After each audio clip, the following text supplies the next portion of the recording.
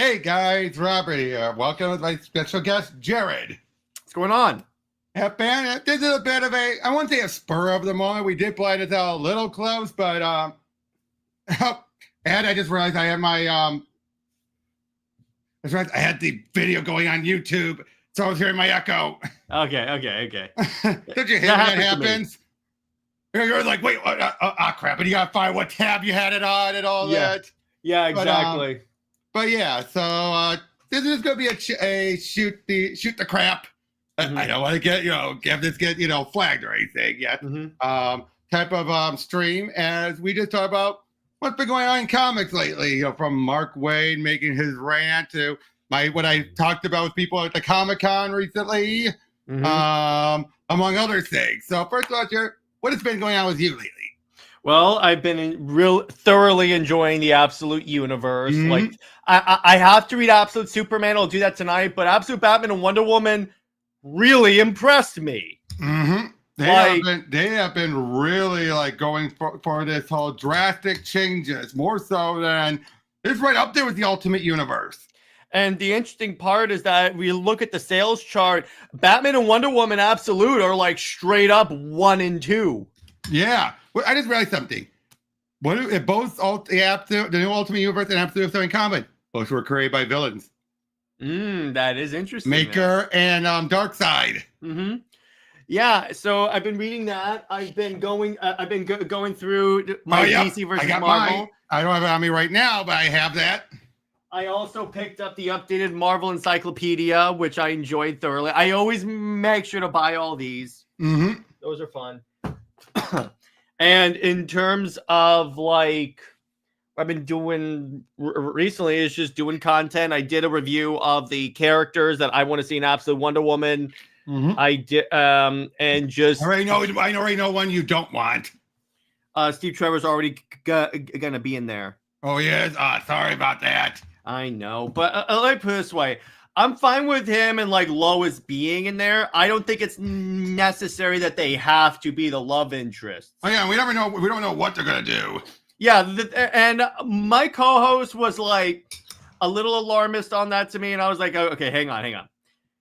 Let's see what the story is, because it could be that Lois is just gonna be in the book as a character, like she was in New 52 Clark. Yep. Now, here's the big thing: I think they're gonna sell. It's gonna be a while before we have the two meet. And even then, it's gonna take a while before they're gonna even build up anything with Diana. Yeah, assuming they go in that direction. Yeah, assuming they do. Yeah, I'm not saying it's gonna happen now or anything like that. I'm just saying, yeah, the potential is there, and I think there's less of a reason not to do it now that they have a separate universe. Right, but again, you don't want to rush it. No, I mean, assuming they don't rush it, there's very little reason not to do that in at least this universe, because you're keeping the main one. Yep, you're keeping the main one, but yeah. So, and I've still not read through Absolute Superman completely yet, but from what I've skimmed through, I've enjoyed. But again, it's so drastic changes. I know, and I like that, because here's the thing: leading up to Ultimate Universe, my concern, because DC sometimes does this, where they Ultimate say or Absolute? Absolute. Leading up to Absolute, because DC sometimes does this when they do those Elseworld continuities. They go, okay, it's going to be very different. We're going to make it very similar. As soon as I saw as soon as I read Absolute Batman, I was like, oh, this is very different. So beyond different. It's the inverse on so many regards. Which I like it, because what Scott Snyder is trying to show is you take away the support system for these characters, they are still the characters that we love. Diana is still Diana despite being raised in hell. Yep. By Circe, right? By Circe, yeah, exactly. Batman is still Batman, even though he doesn't have his money. Superman is still Superman despite not having the Fortress of Solitude or Metropolis in a way. And despite coming to Earth as an adult. Yeah, he's still Superman. Yep.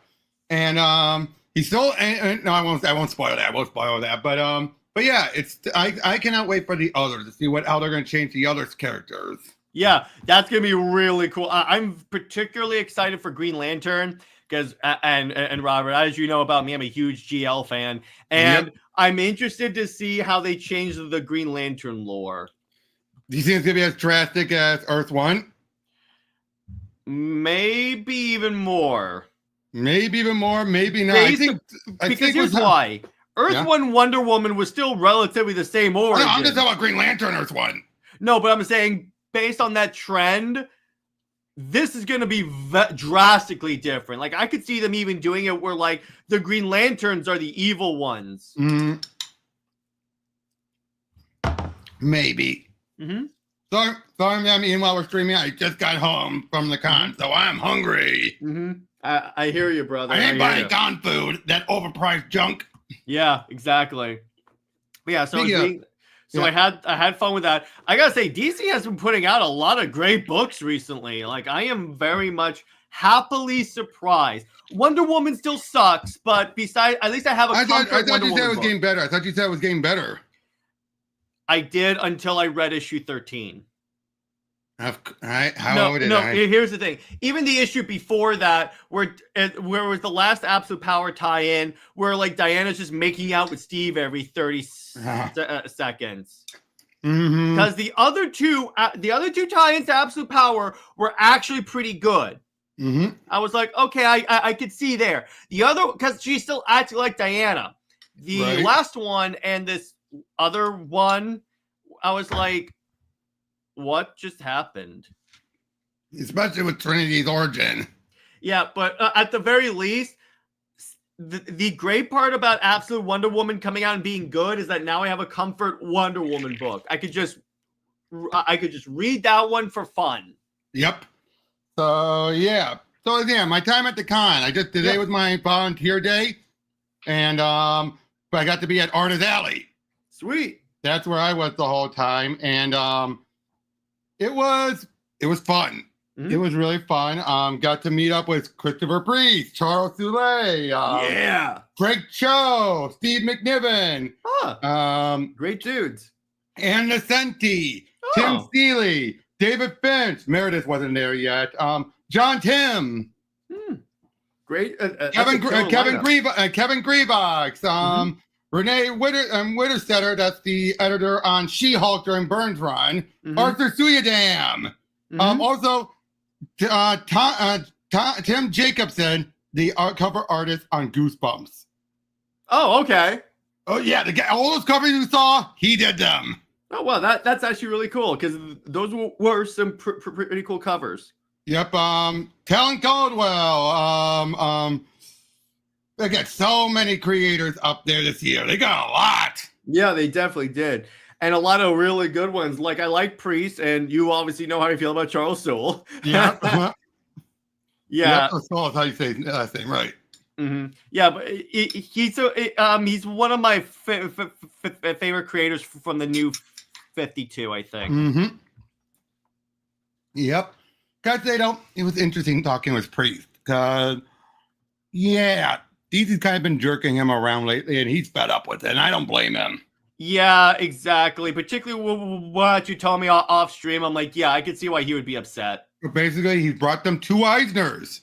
2 Eisner books, and how they do? They go pick up the one on his behalf and don't even give him top-tier books. They used to be like, Eisner winners usually got top-tier books. Or perpetually Eisner nominated, like Tom King.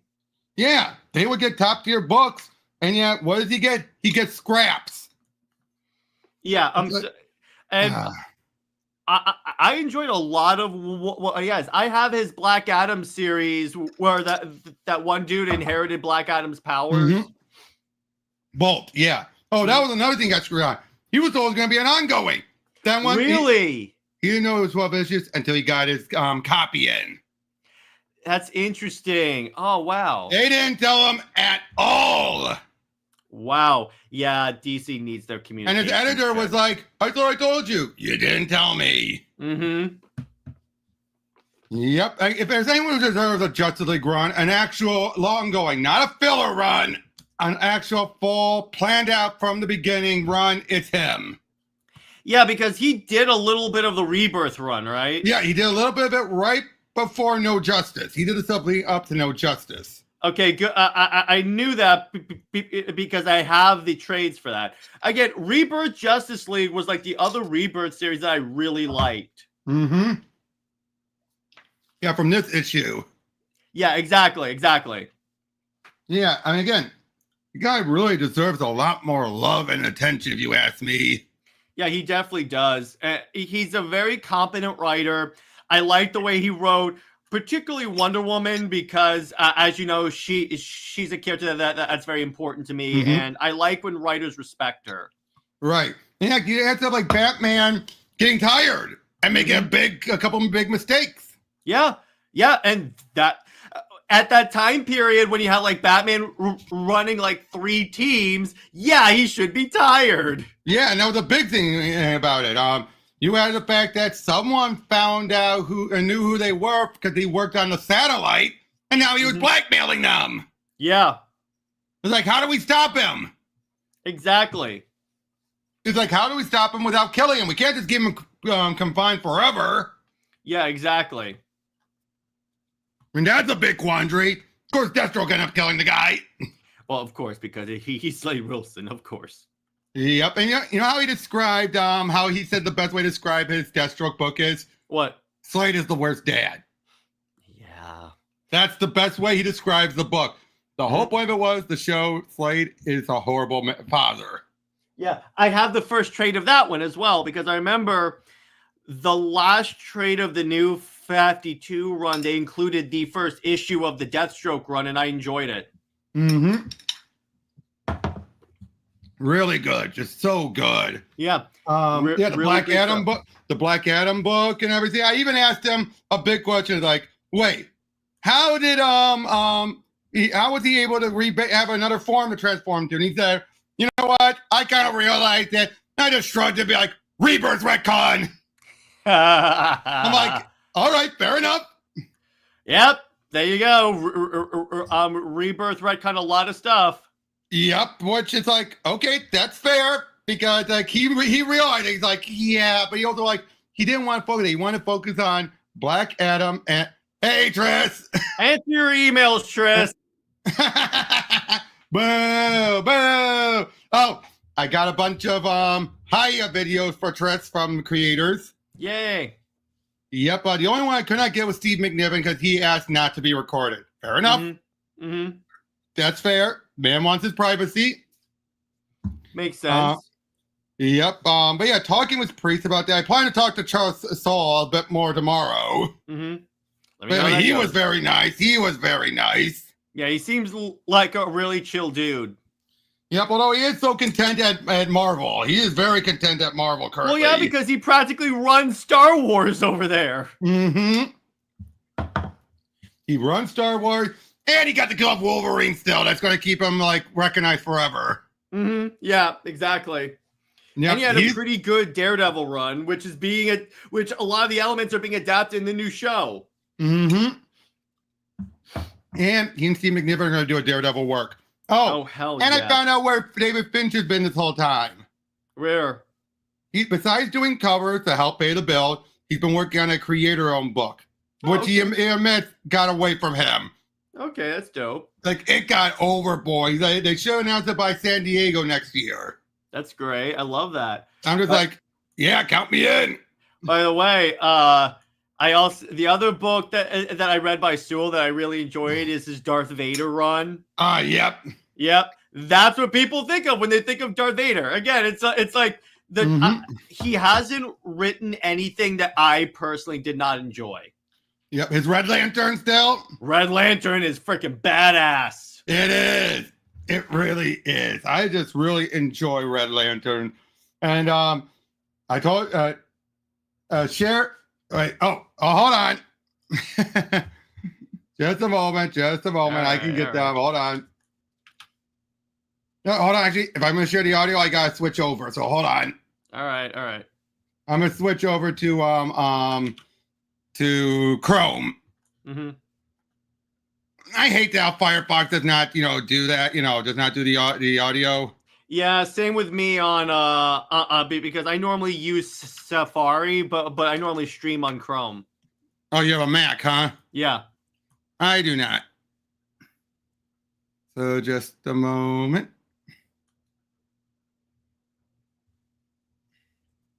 Let's make sure I'm nope, not logged in. This is gonna be annoying. Just a moment. All right. I'm going as fast as I can. It's all good. Take your time. In the meantime, I want to reiterate, Trish, check your email.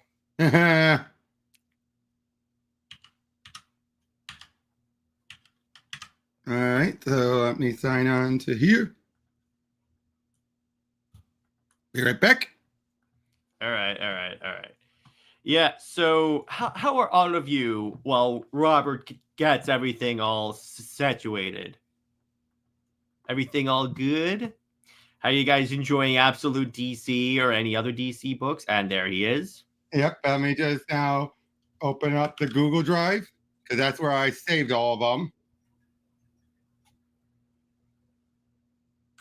I've not had a chance to edit these into an intro video for her yet. Oh, that's not the right one. I keep forgetting. I have a couple of Google Drive folders. One of them has the Wonder Woman pilot in it. Oh, okay. You know which one, right? Oh, you mean the Palicki one? Tarkin one. You mean the bad one? Ironic enough, you know who was in that pilot? Maxwell Lord. Yep. Yeah, I know. Pedro Pascal was in that. That is like, this is not the way. This is not. Do you know the way? This is the way. Yeah, that's exactly. This is the way. I'm sorry, you got me thinking that. I know. All right, let me confirm. Yes, that's me.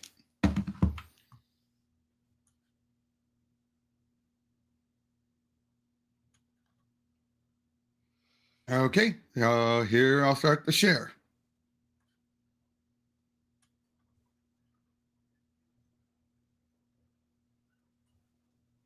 Here's Ann Nesenti. Hi, Tristan. I'm so sorry you can't make it. Hopefully you can make it next year. Feel better. Bye. Did you hear that? Mm-hmm. I did. All right. Here's Christopher Priest. Hello, Tristan. I'm Christopher Priest, and sorry you couldn't be here today, but Robert is holding me in this hostage video. So hello, and happy birthday, and Merry Christmas, and whatever else we have in store. Nice to meet you, or sort of. Dude's hilarious. Yes. Hi, Tristan. This is Frank Cho. Sorry they can't be here. Maybe next time. Mm-hmm. John Tim, that's the John Kent writer. Okay. Artist. Mm-hmm. Hello, Tristan. My name is John Tins. I was the artist on Super Son, John Kent Superman, Son of Kal-El. And I'm working now on Aquaman series, working on John Justice and some other stuff. So hello from the Motor City Comic. Oh, he's the one doing the art for the new Aquaman book? Yep. Oh, dope. I'm definitely gonna be seeing his stuff. Hey, Tristan. I'm Ron Mars. Sorry you can't be here. You were absolutely missed. Hope you can make it next time. Yep, Ron Mars. Tim. Yeah, here's Tim Jacobs, the Goosebumps artist. Hey, Tristan. Jacobus. Tim Jacobus. I'm the Goosebumps illustrator. Sorry you couldn't be here today, but maybe we'll catch you next time. Take care. And then here's Tim Seeley. Hey, Tristan. So sorry you can't be here, but we're having fun in your name. So I hope you're having a good time where you are. My name is Tim C. And then, hold on. As if we didn't know who that was. Right. Oh my God. All right. I see what you're doing there, brother. Let me get the Charles one then. Hold on. Oh, nope. That's not the right one.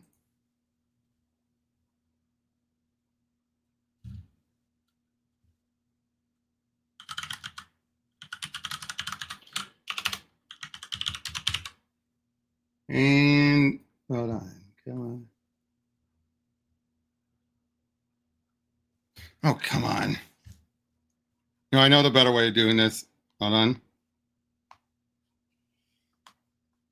Yeah, for some reason it's saved onto the wrong drive when I did the Soule video. I hate when that happens.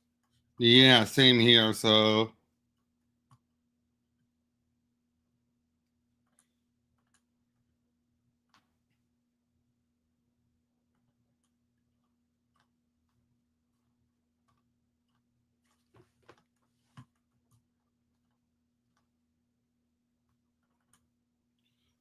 come on.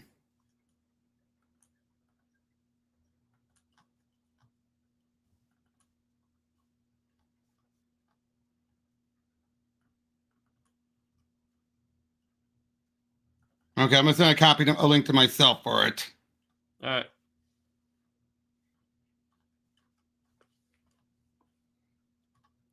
Wait, so let me ask you this, Robert. Which Absolute book do you think has been the weakest? Put me on the spot, dude. Because they've all been good, but which one has been like the one that's like it's good, but it's no blank? I hate. You're gonna hate me, Wonder Woman. Okay, I can kind of see what you're. Because my weakness with Wonder Woman, in other words, where I think it kind of gets a little weak, is that it doesn't spend enough time in the present day. You're right. That's exactly it. Because don't get me wrong, the past stuff is cool and that's great because you're establishing the origin. It's just the problem is I want to see where she got the sword and everything like that, and you can't just say watch this later. Here's Charles. Hey Tristan, I'm Charles. So sorry I can't be here today. I hope you enjoy your weekend anyway. That's all. That's all of them. I do play a game Ron Lim tomorrow. Mm-hmm. He didn't show up today until a little bit later, but yeah, those are all the creators I got with saying hello videos to her. That's awesome. Yep, and I'm gonna combine them again. I always do that now and then, like, hey Tristan, hi Tristan. That video that she has. Oh yeah. Yep, and I've gotten so many, and of course Perez is always gonna be the highlight of that one. Mm-hmm. But yeah, though, I mean, it's been great so far. Now, I haven't seen the celebrities. I do plan on doing that. I got like all 4 of the original Turtles are there. I know, Trish, boo. I can't believe Trish hates Turtles. You know why? You know why? You want to know why? She's during Injustice 2, when she was waiting for this big announcement, she had to go through hours of one of those tournaments thing to find out a big reveal. And she kept getting rumors it was going to be Constantine. You see the guy with a big trench coat? Oh. And it's the What turtle. a wuss! Come on, that is a wuss reason to hate turtles. Dude, she had to go through a lot to get in and only to be let down. What a wuss reason to not like turtles. I'm sorry, Tris. I'm gonna push back on that. Don't punish a franchise because you were disappointed. She'll deny it. She'll keep claiming it's just lies and misinformation, or bigotry and misinformation. But I did get her to like the Turtles from Batman TMNT. She's a turtleist. That's what she is. She's a turtleist. She's a turtleist. Speciesist. Speciesist. There you go. Tristan is speciesist. Weekend. We're just having fun, Tris. We're just having fun. We're just having fun. But yeah, though. Now, let's talk about Mark Waid. Oh, God. Okay. I'm just going to say this. I still have respect for the man's work. I'm just going to say this in advance.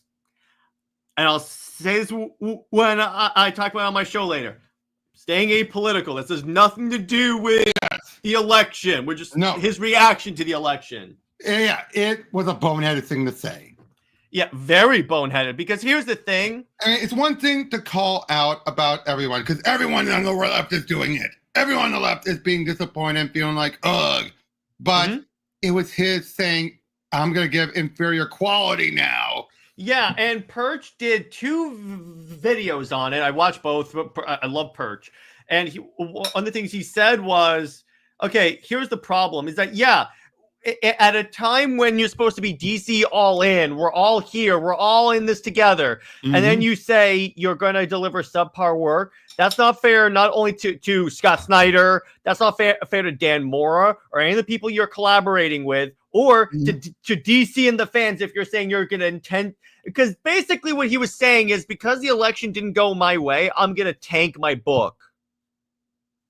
And I'm like, why would you say that? Why would DC keep him around then? Yeah, I know. DC has no obligation to keep you around, dude. Now, what did Bird say in the second video? I've not seen the second video. It was just the same. That's the one where he said that essentially that it's not fair to like Dan Mora and all the other collaborators on the book because you're screwing your other collaborators when you say that because here's the thing, they get punished if the book tanks as well. He said that in the first video too, though. So what was the difference? I think he reiterated it because it was pissing him off.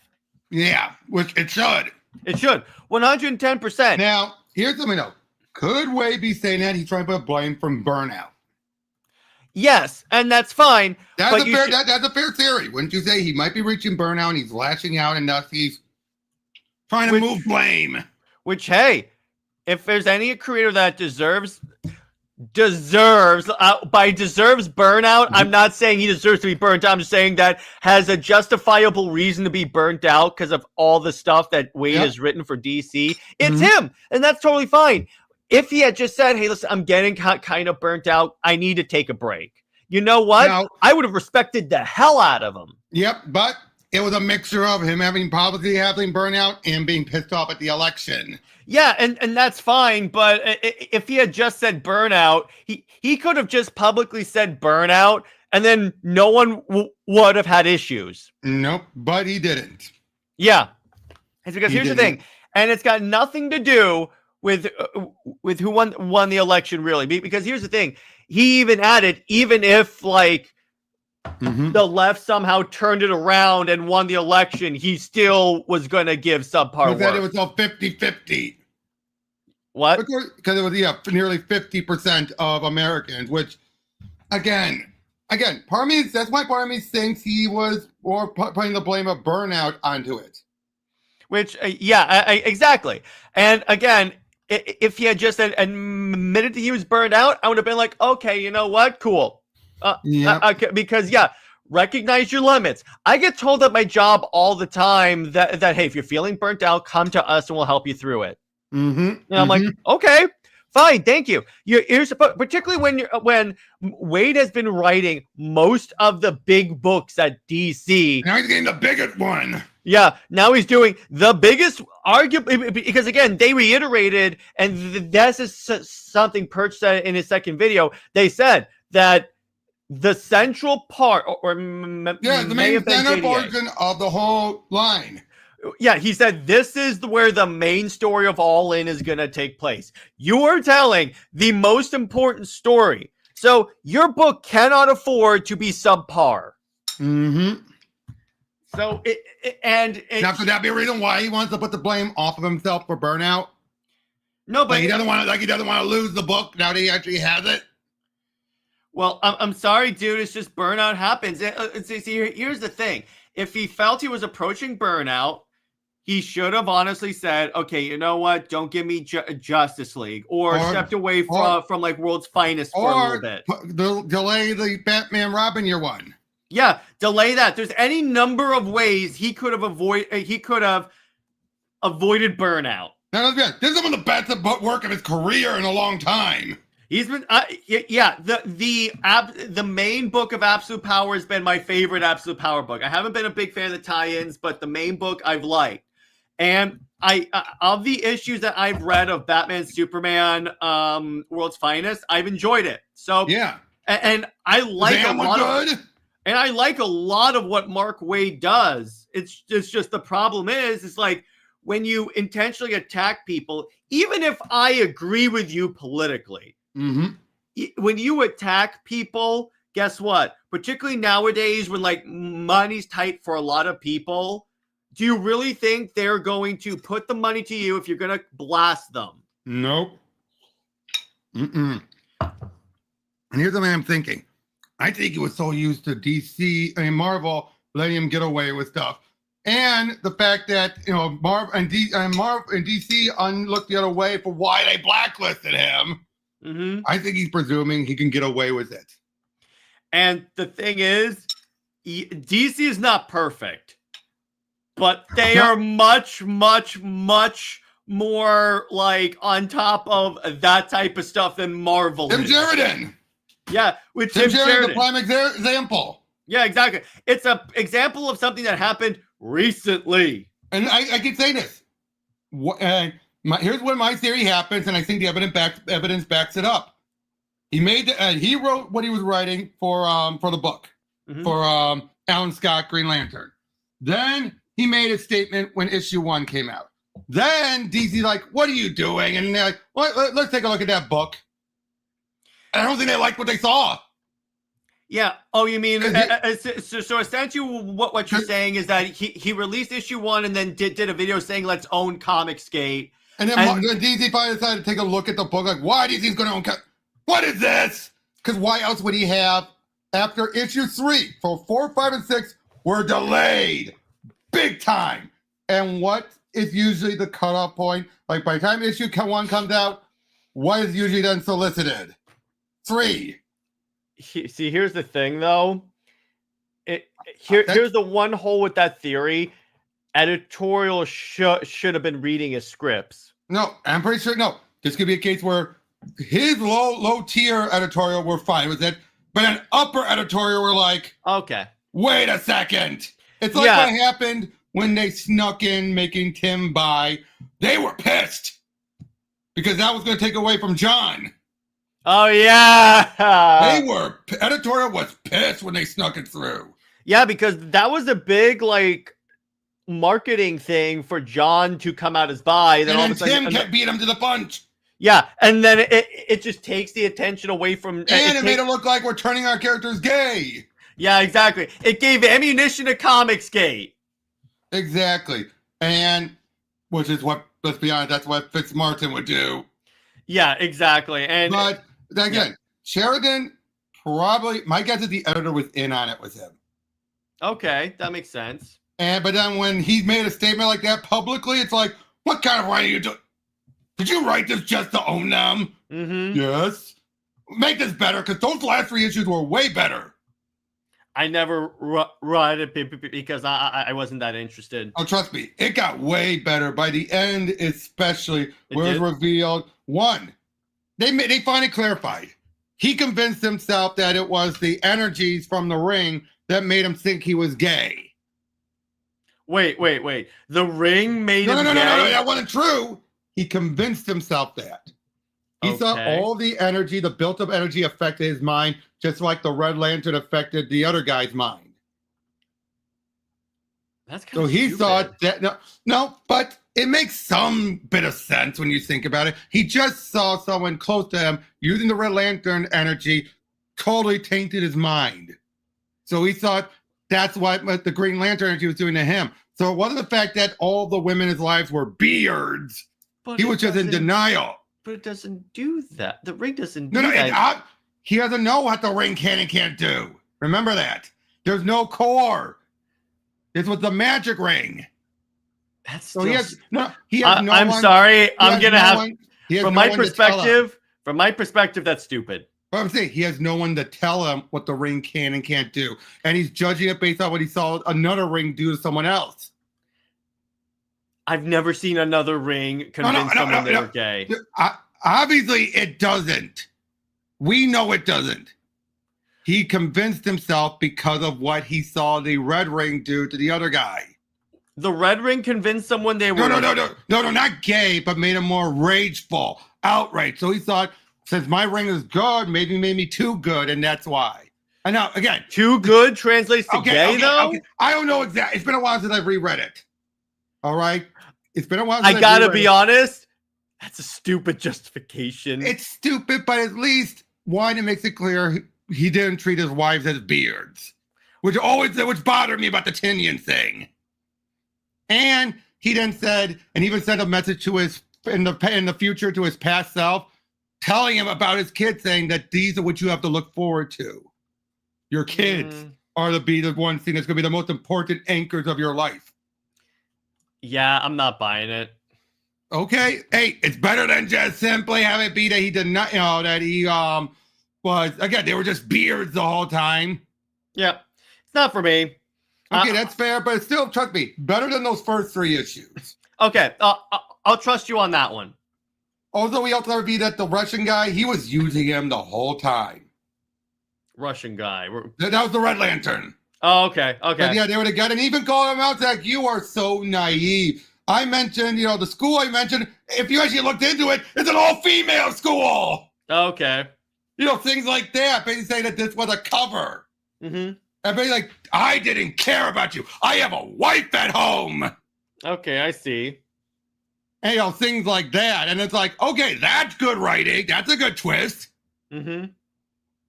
You know what I mean? Of course, then Alan's like, there was still some truth to what we had. And the guy is denying it, but there was. Okay. Things like that. There's a reason why I drop books if they get too dramatic. I'm just like, this is too much to track. Hey, that's true. I give you that. But all I need is the basic. I just need the basic Ring story of guys flying through space. That's all I want. All right. Remember, Alan was not usually a space flying guy. No, I know. It's just that's why I gravitate more toward that corner of Green Lantern, because that's just more like, okay, Lanterns show up and punch Sinestro in the face. Okay, that's simple. I can get that. Yep. By the way, have you read JSA yet? I'm not a JSA guy. Not even Justice Society of America when Jeff Johns was working on it? I'm considering picking up a trade of it because my comic book shop always has them, so I may check that out. It was good, and the last issue was felt like a farewell. Mm-hmm. It felt like a swan song because it was celebrating the anniversary of Stargirl. Okay, yeah. And it was also a dedication not only to his sister, but the co-creator who passed away last year. Oh, man. I didn't know that until I saw this. It's like, John has been sitting on this. Mm-hmm.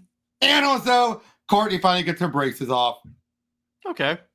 Finally gets her braces off.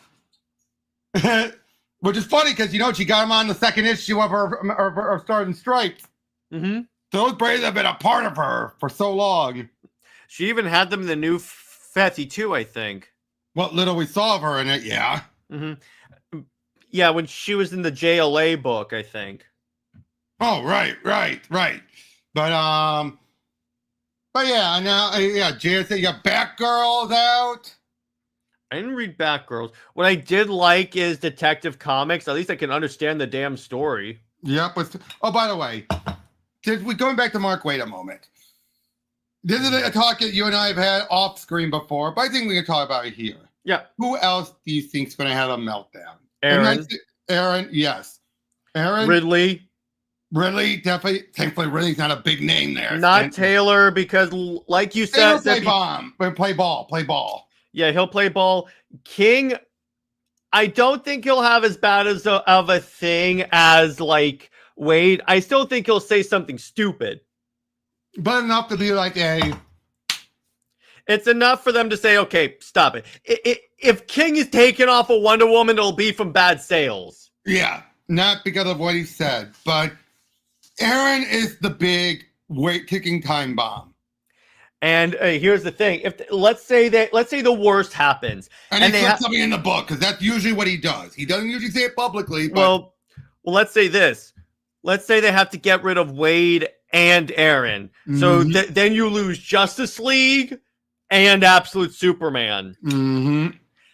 That's gonna be a problem. I think they'd sooner lose Waid than Aaron. Yeah, honestly, because here's the thing: of the two, they can get anyone on Justice League and give it to Priest. Give it to Priest. He'd love to do that. And the Absolute books are really what's got everyone.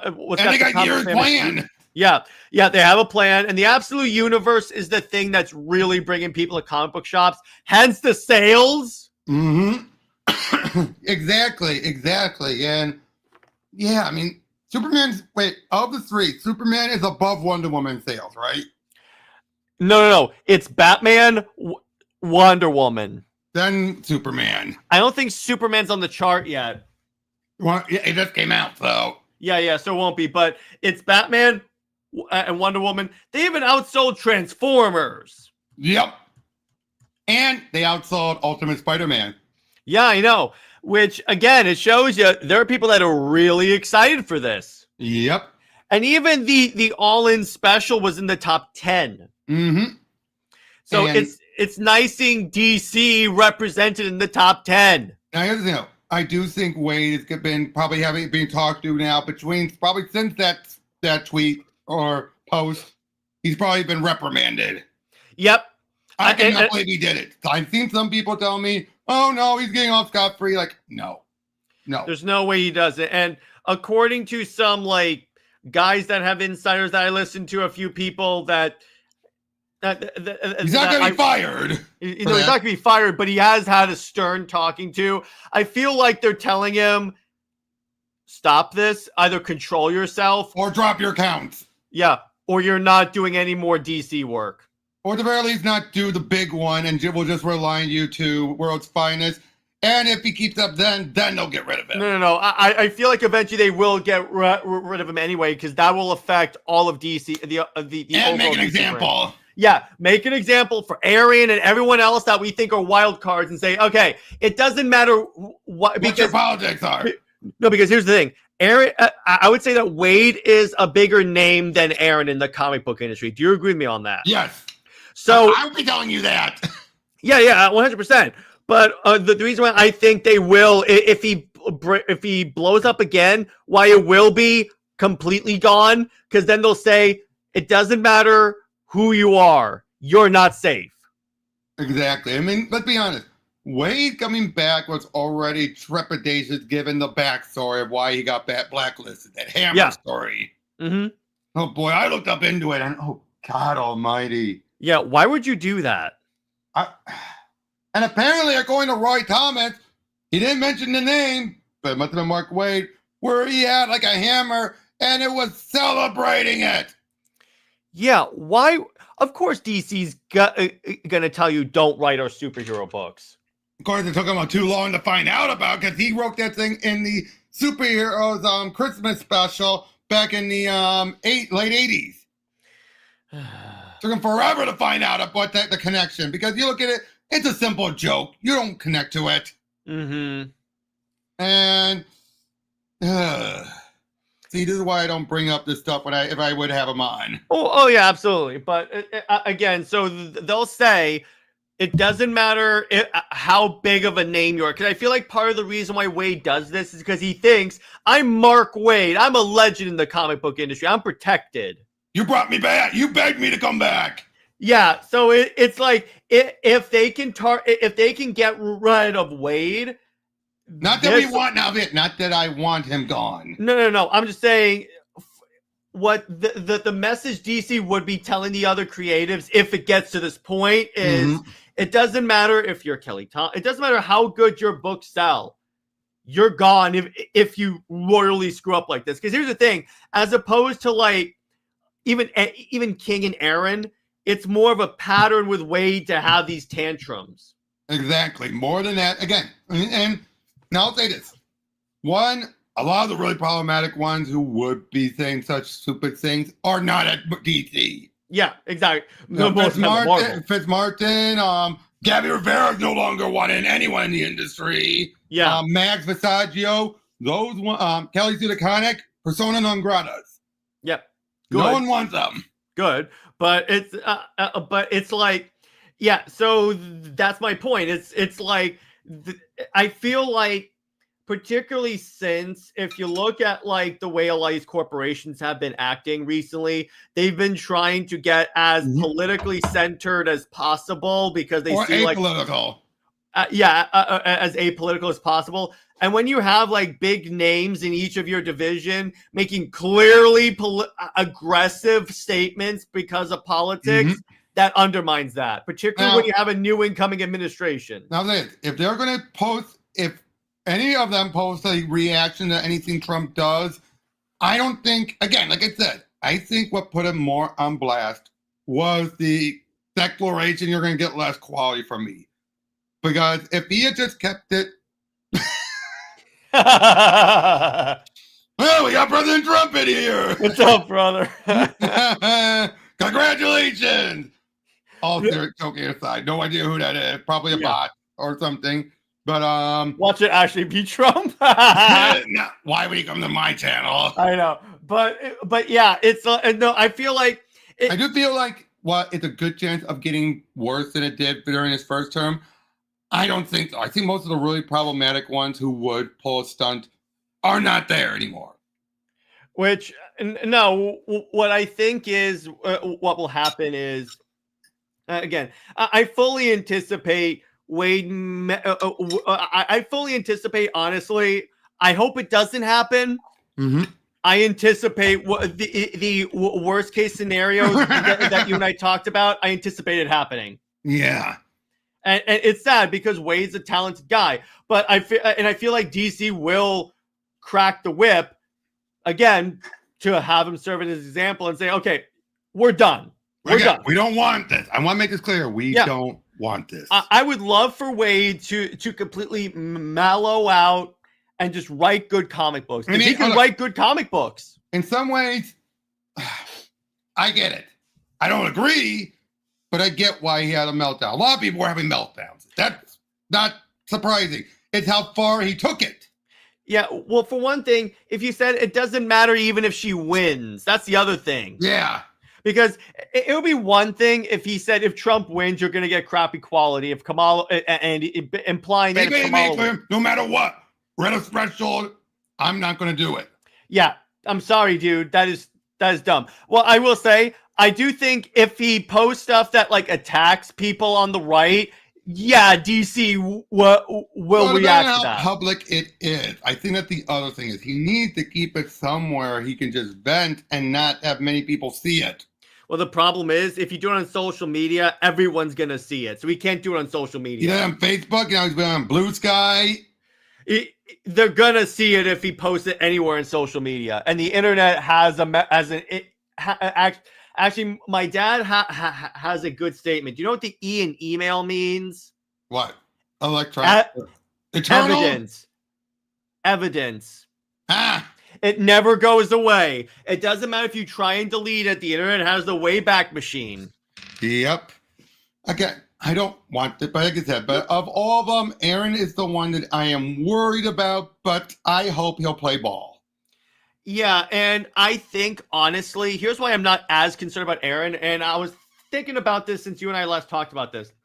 It seems that Snyder, while he's not telling them what to do with the story, I feel like Snyder will be a good overseer to make sure that the books are telling their stories in a way that gets people on board, at least. At least let me put it this way. It's on Snyder's ass if this fails, too, because this universe is his baby. Yep, and I think they were on it for about 2 years. Yeah. So I feel like he's going to be at least like, okay, Aaron, you got to cool off on this. We need people buying these books. Yep. Again, Tom Taylor, nothing to worry about. He might put an allegory in his books like he did during John's book. And he does. And Tom King, his whole Wonder Woman run is political, but that's beyond the point. Yeah, but they're allegorical. Yeah, Williamson, I have no problems with. He won't. Johnson, none. Those guys are fine. We've never seen Johnson during the Trump campaign era, so we don't know. Yeah, but here's the thing. I'm not saying he will. I'm just saying we've never seen it, so we can't just assume. That's all I'm saying. Yeah, but here's the thing: is like I trust him. I trust him. No, it's just I followed him during the campaign, and even at Trump's worst. Can you just focus on tweeting about comic books? So I'm okay, you know what? That's fine. I like that. You know, here's something else I just realized. I think DC will. Here's what I think. They obviously reprimanded him. They give him another chance. If he gets bad, I think they'll either get rid of him or at least ban him from social media. No, I still think they will get rid of him. I think they will. I'm just saying, no, there's a slight possibility they'll go to that extreme because that's what Marvel's done with Dan Slott. Yeah, but here's the problem, though. His name is still on the Justice League book, and they're going to want to, particularly for Justice League, because not only is this like the most important book for All In, they're relaunching the frickin' Justice League, their premier team. So I feel like If he screws up again, it doesn't matter if it happens like months or years down the line. One more blow up and he's gone. Yep. I guarantee you they will remove him because they will be afraid that anyone picking up a Justice League book will see Wade's name and go, nope. Yep. And because again, people who read comics, majority of them are on social media. Yeah. And Now, they I won't say they're follow all creators. commentators. They're not all commentators. I want to No, get no. that whole, just like, ignore that belief. Ignore that belief. No, they're not. And I guarantee you the people that are like reading Justice League follow Mark Waid Yep. on And- all of his social media. Exactly. Exactly. Now, again, do they book? Here's the thing. Even if you don't agree, if you do agree with them politically, I don't think most people agree with it. I saw so many people saying, dude, this isn't the way. Yeah, exactly. Because you know what you're doing if you react like that? You're taking the people that don't agree with you and making them even more entrenched in their beliefs because you're being an a-hole. Mm-hmm. You don't convince people about your way. And you're telling the people that even if you are on his side, oh, sorry, you're going to get inferior product. Don't blame me, Yeah. blame them. Why should people who agree with you politically, who you like, be punished? Exactly. Because look at Dan Mora. I would bet that Dan Mora probably agrees with Mark politically. Probably. There's always a good percentage of them that they do. Yeah, and I'm like, are you going to punish Dan Mora? Because it affects his career if he's in a book that tanks. And when you're with a guy, keep on saying, I want to work with just him forever. Yeah, exactly. And the thing is, it's like Wade does have a reputation of being notoriously hard to work with. Mm-hmm. Exactly. It's How like, he hasn't had a big falling out by this point surprises me still. I think because DC again was like really trying. I think honestly, I think the reason why DC maybe he has, but DC's been keeping it quiet because of all the stuff he's been working on, like Absolute Power. That and it was during the Biden administration. Let's look at that. Yeah, that's true. Because DC is owned by WB, and here's the thing: yes, Zaslav does not really care about the comic book arm. But I will say, though, if the comic book arm is bringing bad headlines to Warner Brothers, bad headlines will get attention. The sales are like, it barely affects our bottom line one way or the other. yeah, particularly when Zaslav is implied to be in the process of trying to sell the company. If Wade is bringing bad headlines to a division of WB that WB itself marks as like one of their most important pillars, then and this is what I think that like Jim Lee and the heads of DC are gonna react like. They're gonna be like, listen, we don't need bad headlines that you're creating, because if we create bad headlines, we're all gonna be out of a job. Exactly. Again, this is just mentioning reality.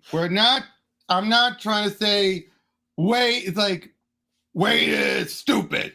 No, he was passionate. No, yeah, he was passionate. If he had, again, like this way, it's his right as an American to be upset that his candidate didn't win. You're allowed to do that. Yep, exactly. But you don't have a right to say, publicly say, I'm going to give inferior quality because of this, and not expect people to say, oh, it's not his fault, it's their fault. Well, because here's the other thing. Again, you're giving Comicsgate more ammunition to say that DC hires lazy creatives for one thing. Which again, going by his quality, normally he isn't. But again, makes you wonder. Yeah. And two, it makes DC look like it makes DC look overly political when, of the two, DC is dramatically less political than Marvel. Yeah. And even then, even though Marvel's trying to get a good head on their shoulders, they're still having too many editors. Like, they have built their bed and they're still stuck in it. Yeah, the most political era I've seen DC was during like Infinite Frontier, but then they cleaned up relatively quick. Even then, it wasn't that bad compared to old different Marvel. Yeah, but it was an Infinite Frontier where you had John and then Tim and then like the John Dreamer and Tim and thing was just that double whammy that just like, if it was Yeah, just John, I don't think it would have been as bad. Yeah, because here's the thing. Because when it happens once, it's like, okay, I see what you're doing. When it happens twice, that's when people start assuming that there's a woke agenda. Yep, and to be fair, it was pure coincidence. Yeah, it probably was. And that's the same thing with like all new, all different Marvel, because when you hear the story behind that, it was they that claim it was all coincidence, but even people like John Suntress of Word Boons, like, really? Mhm. That is too much to believe. That is too many books at once to think, oh, we didn't know. It's like, bull. Yeah. Well, even John Suntress will say that's bull. Mm-hmm. Yeah, And exactly. John Suntress, I love it. I love that show. I love Word Balloon. Yeah, but again, it's when you have that. But look at DC; they relatively cleaned up after that. Relatively. Now you have some people like CG saying, "Oh, they're just as bad as ever." That's a grift. No, because here's the thing: when people say DC does not put out any good books, I say then you're not looking. Well, yeah, you're not looking. You're just assuming, and you're looking at one or two panels that are inconsequential. Yeah, because here's the thing: when you look at like a lot of DC books are actually pretty good. Even though I don't like, put it this way, even though I don't like the current status quo of Superman, as you know, I like Joshua Williams Superman. I like Action Comics. I like Detective. I like Batman. Here's a Batman. prime example: Dreamer. Yeah, a trans character, but you forget she's trans. Because they don't. Because here's the thing. Here's what they did with John. Here's why. That's a great example, Robert. I'm glad you brought that up. Here's why it worked with Dreamer relatively, and it doesn't work with Tom John. Taylor worked on her too. Because here's why.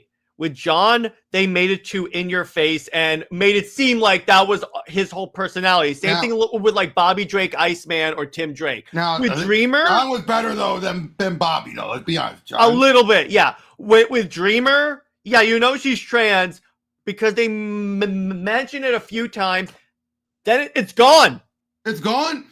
Exactly. And I think it helped that her actress has been writing her, and she is good. Yeah. Yeah. Oh yeah, she was really good. But it's like, and even with like Absolute Power, I was like, she's a great character. I enjoyed that one shot was great. Yeah, with her and John, and that's the other thing is they're hinting at those two being together. It's that's when I realized. Oh, someone to point out to me. Remember, she's trans.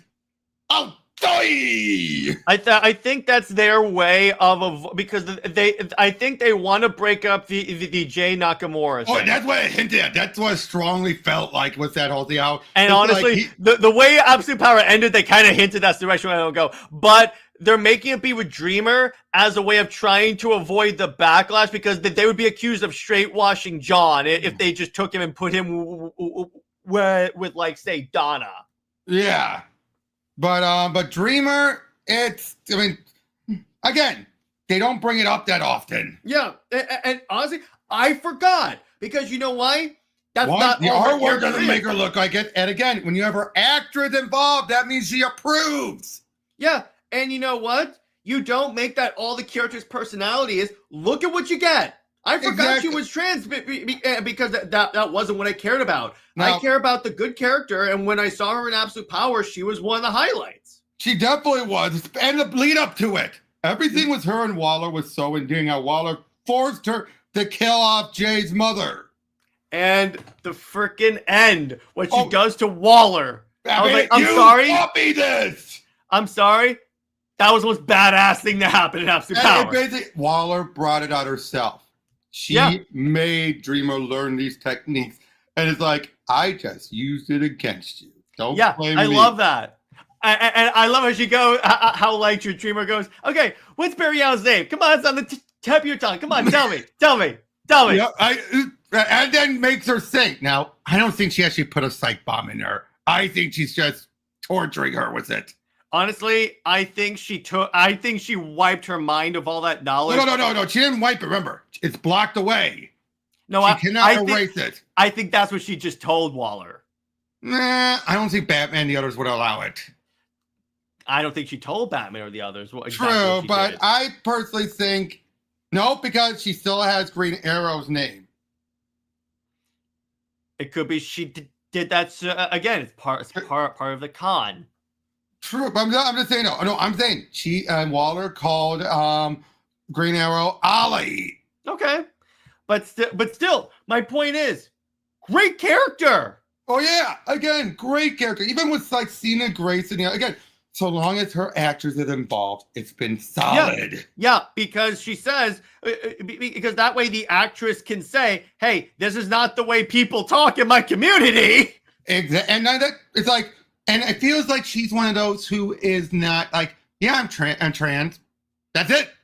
Yeah. It doesn't feel like she's one of those like, I'm trans. Everyone know I'm trans. I've read I've read other stuff by her, and yeah, it's like it's because she's of the group that's like, okay, I just want to be accepted as a regular person. I'm like, okay, Exactly. Now, 100%. Which makes it ironic. You had Cena Grace, a guy who's so like, I'm gay, was all of his writing. Who again at DC kept him on a leash. Yeah, that's my point. DC has a tighter leash than Marvel is on particularly this stuff. Rico Tamaki. Yeah, or it's like even speaking of game by characters, I always say with Wonder Woman, because it's from what I've heard, it's a conscious thing why Wonder Woman is not in any of the Pride specials or the Pride books, and by Wonder Woman I mean Diana. Nubia is that still feels forced. No, but here's why. I think they use Nubia so they can say they have a gay John Wonder with Woman. Superman, just like John. Yeah, but they're never go DC editorial themselves. Yes, writers can say I've always seen Diana's bi, or they'll do like Dark Knight of Steel. I personally do in my own headcanon. Me, no, but hey, that's just me. But my point is DC editorial will never weigh in on either side, because here's why. The minute they do that, if they confirm her as bi, oh, it's gonna blow up. The premier female heroine. And they can sell that immediately limits where they can put out the movies, where they can put out the merch in terms of countries. Because even if it's not going to be a main barber character, once it's a fact, it's cemented. Yeah, so that's what it's like. You'll never be able You'll never be able to make a Diana Wonder Woman movie and like premiere in like Saudi Arabia or China. Exactly. Now, granted, having Gal Gadot already caused a little headaches with some areas. No, but I'm saying even no, I agree. I was just throwing that out there, but you know. No, I'm saying they at least premiered Wonder Woman in China, I think, though. Mm-hmm. Exactly. So they wouldn't be able to do that if they work with that. Just like they teased a bi Batman, but they're never going to confirm a bi Batman. I'm convinced that was just one writer doing something, because that was Zdarsky. That was Zdarsky. Yeah, there's no way they're ever going to. The Batman's not bi. I know, and even that, I don't think that was his intent. I think people read into it. Yeah. That's the other thing. When a lot of people try and read into the sexuality of characters, because I read panels that people point out as ammunition, and I'm like, no, or it's like that's not canon. Yeah, like Dark Knight of Steel. Yeah, or it's like there's someone in my community that always overemphasizes that relationship and treats it like it was like a central part of Dark Knights of Steel. No. Like, she kisses Zala once, and that's it. Then her mother gets killed. Yeah, I'm sorry. That's not an important part of Dark Knights of Steel. I mean, it was there in subtext, and it'll probably be there in later stories. Yeah, but that's not going to be like the main part of the book. No. Unless it's a Wonder Woman and Supergirl book in that universe, then yeah, I could see that. It's why people put more emphasis on Harley and Ivy. Yeah. And hey, both are bi, and with Ivy, they confirmed and gave us a reminder she's bi. Yeah, and I'm like, okay, fine. Which I like. I do like them to give reminders at least. Yeah, reminders. That works. See, here's the thing. What I find with a lot of Wonder Woman fans is that they seem to be more interested in who she sleeps with than giving her good stories. I don't know why. Because here's the thing. When Britt and I talk about her on the Super Wonder show, yes, the show is called Super Wonder, but that's just a shorthand because I talk about Superman and Wonder Woman. A lot of times we talk about one or the other. They're great stories. By the way, funny thing, now I could be wrong in this. I'll clarify with the man over the weekend, but apparently, you know, there was a Christopher Priest written story that implied Wonder Woman went down on Aquaman. Wait, what? They were in the water. She goes underwater. He's surprised, and then she comes back up with a smile. That was is that in continuity? It was a backup story, so questionable continuity. And I think it was brief. I could be wrong. Good God. It was done as a joke. It was done as a joke. Why is that a joke? See, It was, this is my problem with DC. They treat their premier female character as a sex joke. now, to be fair, this was in like the 90s-ish era. It doesn't matter. Oh, I know. Because if DC is going to promote her, if DC promotes Wonder Woman as the third member of the Trinity, their most important female character. This was before that. Remember, the Trinity is a lot newer than you think. No, I understand that, but they still promoted her as like their premier superhero. By that point, superhero. I think by that point they weren't going as far. Because you gotta also remember that's also a bit newer than people think about her being their premier. I would say post Perez. The point is, she was still a premier superhero for DC. Now, here's the point: I could be having a Mandela effect because I cannot find that thing. No, here's the thing. That makes sense considering we almost got a story that was the R word of Wonder Woman. What? You don't know this story? No. What? Who was going to be the writer? All right, here's what happened. So in the 90s, they did the Death of Superman and Batman Nightfall. Don't tell me. So they wanted to like modernize Wonder Woman. They wanted to give a gritty story for Wonder Woman. So Mark Millar, as a joke, proposed the R word of Wonder Woman. I'm censoring myself for this. I know what you mean. But... And DC thought he was serious and had pages drawn up. This is according, by the way. Lowe and Whit Mesner Loeb kept writing and gave us Artemis instead. By the way, my source is Comic Pop, so I trust Comic Pop with this stuff. Comic Pop, I'm give and take with. No, but the point is that's the level of stuff with Wonder Woman. That's why I can believe that they did that. You remember the outfit she wore during the time when she? That's fine. Or like where they had Joker shoot her face with white liquid. Oh.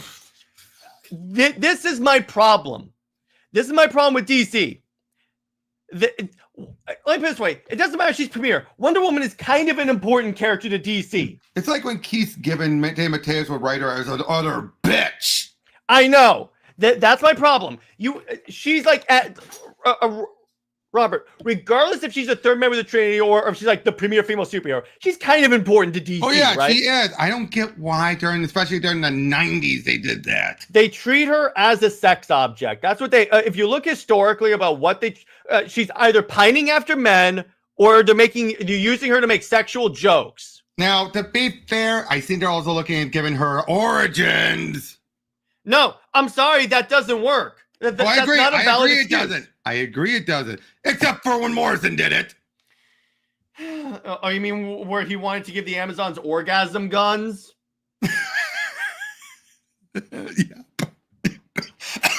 Yep. What the hell, dude? No, but it's like you can't have to tell me that Morrison idea. That is a very Morrison idea. That's about as Morrison as when Green Lantern punched God. Okay. But then it was made clear it wasn't God. Well, yeah, they because then they'll lose the Christian vote. But it's like no, but that's the thing. That's the level of humor that they want to use for Wonder Woman. She is a sex joke to them. Depends on the writer, of course. Yeah, but no editorial is saying, "Hey, pervert, stop." Yep. I mean, even Gail, I think, has been guilty of that a few times. She had Wonder Woman lust after a misogynist. And then this is Gail Simone. And then it would be, she was going after the guy just so that her mom could have a granddaughter or something. And then you have like Phil Jimenez, who had her get with a dude, fall for a dude that has the laziest name ever, Trevor Barnes. That even Lois, where Wonder Woman goes, isn't he beautiful? And even Lois, married to Superman at this point, goes, yes, he is. Well, hey, it's a one thing, even if you're married, to at least acknowledge, hey, they're good looking. The way that, no. She's basically agreeing that he's beautiful. Okay. The way it's written. I would And agree with you. And this is Jimenez. This is Jimenez. Jimenez. It is literally in the issue where Lois spends a day in the life with Diana. And these are some of the better writers who have acclaimed runs. Hang on. It is collected, by the way, in the 80th anniversary of Wonder Woman book. Why is it in there? Oh, because of the rest of the story, right? Yeah, it's Wonder Woman: A Day in Life. Wonder Woman 170 by Jimenez. Right. It's after she loses her tiara and stuff. We see Trevor Barnes, and then she goes, "Isn't he? Isn't he beautiful?" And then Lois says, "Yes, he is, and he's definitely not Steve Trevor." You know what it was? According to another one of my co-hosts, Jimenez was dating a black gentleman at the time, and this was him putting that person in the story. Oh. So it was a self-insert. That's my problem. Either they self-insert an element of their lives onto Diana, or they just straight up sexually objectify her.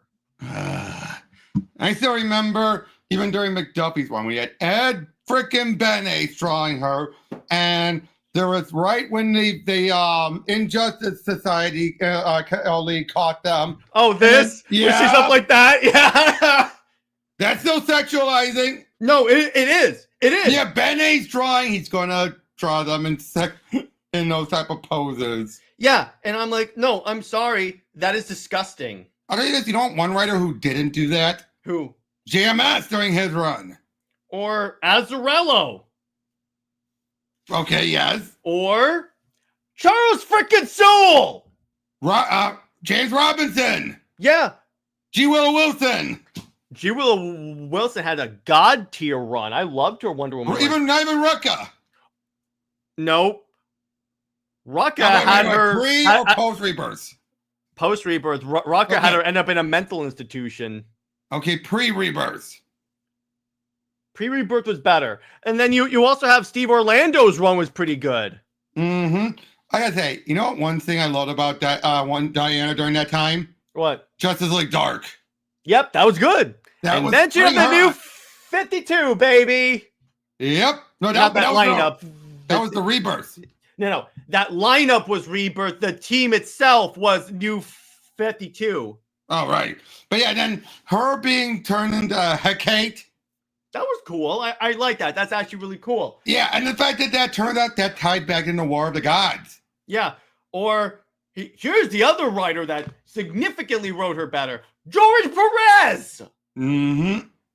It's not like it's impossible to write Diana well and not sexualize her. You're probably right. You want to know one character who's probably gotten the worst shaft out of all characters? Who? Silver Swan. Yeah, she doesn't show up in. Or they totally ruin her. Mm-hmm. Like they kept saying, "Oh, it's Vanessa." No, it wasn't. And yet, then what does King do? Oh, he took the other version, who wasn't Vanessa. I didn't say it was Vanessa. Yeah, he's like, "Oh, Diana, I love you. Run away with me, and we'll be together." I'm like, that is not like Vanessa. That. And I still remember was Vanessa's swan song. Was the 600 that Perez drew and Simone wrote. Yeah, that's the thing. It's like King claims to have done like a lot of research into Wonder Woman. He claims to have read the Perez run, and yet he put the wrong Swan. Yep, it's like don't use Swan if that's gonna confuse you. And I that though, but it's like he just looked at like, oh. I mean, he acknowledged what happened. He just got the name wrong. Yeah, or it's like when he claimed he did a deep dive into the relationship between Wonder Woman and Superman, but he basically just put his pinky toe in. That's not a deep dive. Right. Okay, we should start wrapping up. All right. Yeah, but this was a lot of fun. Had a great time talking to you. I had a great time at the con. Can't wait to go tomorrow and actually get my autograph signed. Of course, I had to trim a lot what I was going to do. I know Tim Seeley and Christopher Priest will sign anything, all the books I have, even with Priest being this many. Oh, wow. I keep forgetting. Joker came on Blu-ray by the time of Deathstroke 50. It's always weird looking back at some of this. Like, look at this. His Justice League around the time Happy came out. Oh yeah, I love that. It's so weird looking back at when you see the back. Like, I just saw the back of some of the Red Lanterns. It had a pre-order Arkham Origins. Or it's like on the back of a few of my issues, they'll have like an ad for Batman versus Superman. And I'm like, wait a minute here. And I'm like, oh, it's an old issue. Yeah, but you forget, it's like, it was that long ago? I know. Yep. We feel old. How do you think I feel, dude? I'm gonna be 40 in a few months. Oh, jeez. It's all good, dude. Do I It's all look it? good. No, you don't. You're How good. old do dude. I look? 34. So yeah, but yeah. So thank you so much for coming on, Jared. Thank you everyone else for watching. I'll see you guys on the next one. Take care. Yep.